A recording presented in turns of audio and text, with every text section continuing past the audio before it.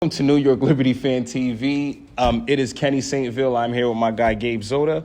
The Liberty win 82-77 and defeat the Golden State Valkyries. It's not a home and home, but it's kind of a back-to-back against the Golden State Valkyries. Behind 27 points from Breanna Stewart and 24 from Sabrina Ionescu. Let's talk about the game. What you see from today's game? It was such a close game.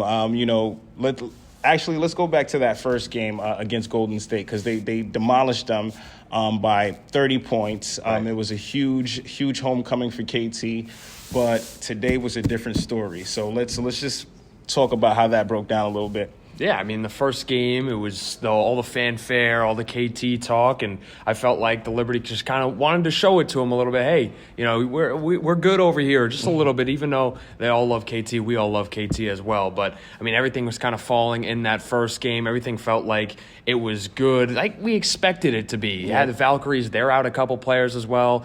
So you had a little bit of that depth problem, and for the Liberty, you had JJ in that game, and everything was fine when you have JJ because the Valkyries not that big of a team, so you can exploit the inside. And we saw that again a little bit tonight at the end of the game. And without JJ in this game, you saw that difference, right? You just look at the rebound battle.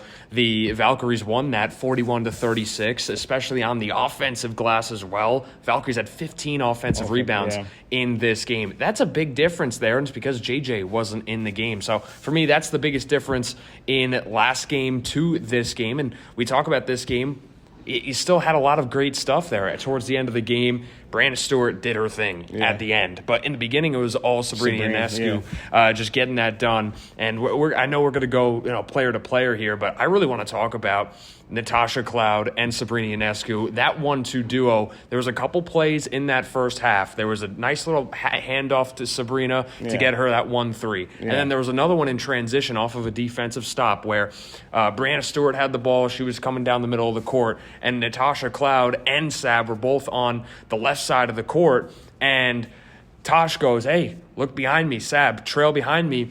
And Tosh sets a beautiful screen on the defender, wide open Sab, three-point shot. I mean, that 1-2 duo is going to be so much more better the more time they get on the court with each other. Let's talk about Tosh as a screening guard because that's one of the most underrated things that she brings to her game. Like, she sets amazing screens, and she also just knows where to set up her players, as you just mentioned with Sabrina. So, just talk about the importance of Tosh, especially having an off night how she shot. She only shot 2 for 8 tonight, but she obviously had a big bucket in the fourth quarter to put the Liberty up 3, but she does so much other things on the board. She had 5 rebounds, 5 assists, actually 6 rebounds. 5 rebounds and 5 assists.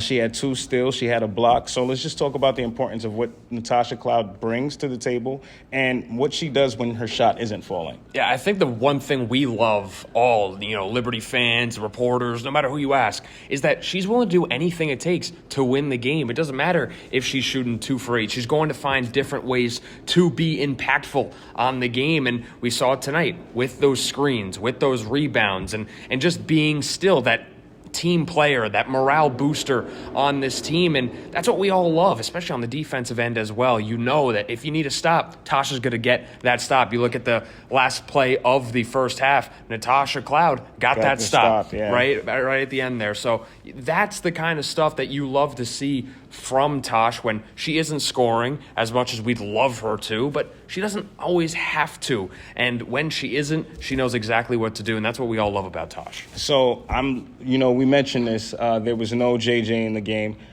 Let's talk about JJ's importance because I think, to be honest with you, I saw JJ not playing. I still didn't think the Liberty would struggle with the Golden State Valkyries as much as they did.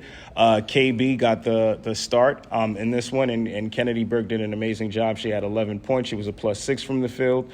She shot 3 of 4 from 3. Her three ball is still 3 ball, and she's still going with it.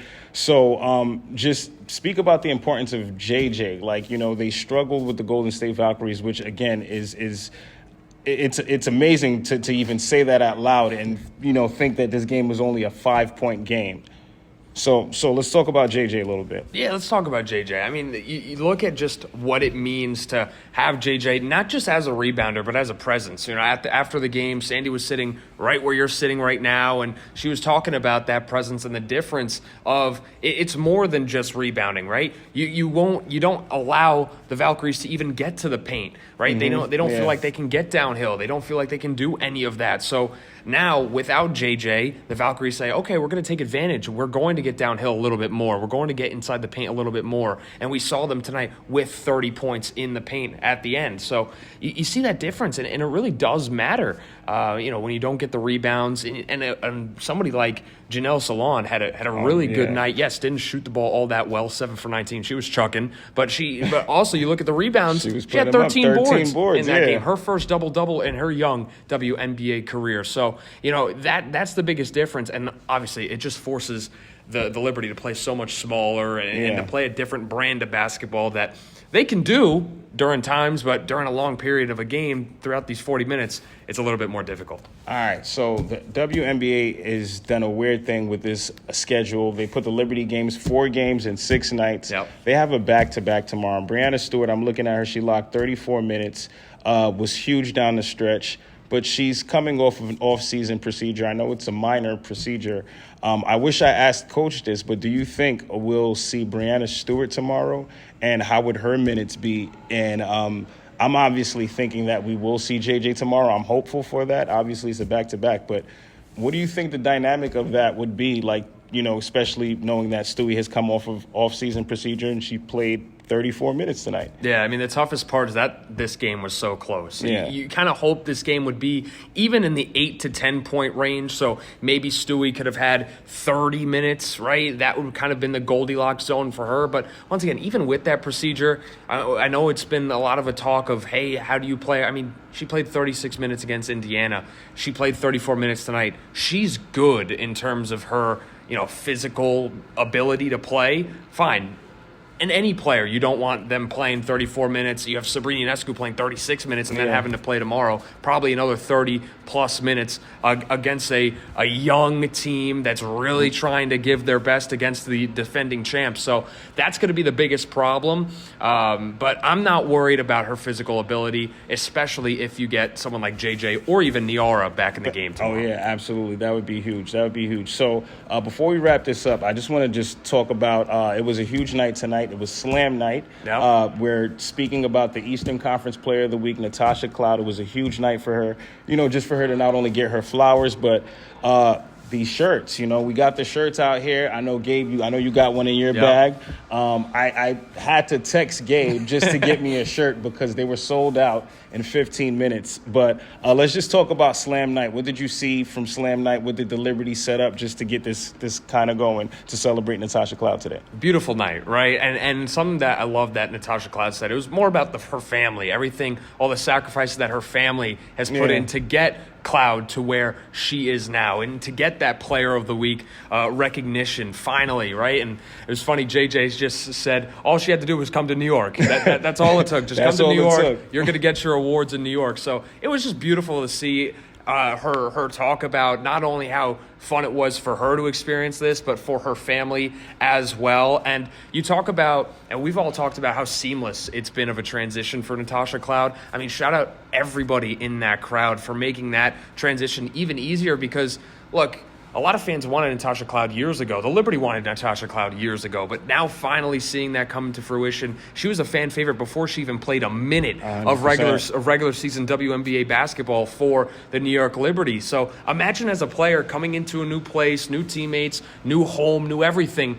That's tough for anybody. But when you have teammates like Breanna Stewart, like Sabrina Ionescu, who are super selfless, when you have a team that pours all their confidence into you, and then you have a fan base on top of that to where, I mean, they love every single ounce of effort that you put in, it makes it so easy to just come in and be yourself. Absolutely. And do what you have to do, and that's what we're seeing with Tosh. 100%. If you haven't already, go try to get a Slam T-shirt. I don't know where you'll find them, but you can go get one somewhere.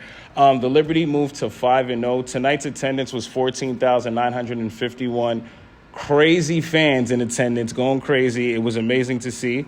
But we have 2 more games. We have a back-to-back. We obviously face the Mystics tomorrow and see the Connecticut Sun on Sunday for the first Commissioner's Cup game. What is the New York Liberty's record after this week of basketball? That's got to be 7-0. Got to be 7-0. Got to be 7-0, right? The biggest game is obviously tomorrow. Yeah. You have to feel confident against the Sun. They haven't gotten off to a great start to start this season. You have to feel confident in that game.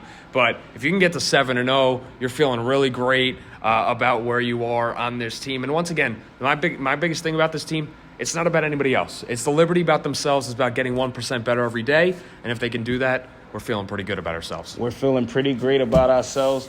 This is New York Liberty Fan TV. I am Kenny St. Ville. This is my guy, Gabe Zoda. And you already know. Check us out. Peace.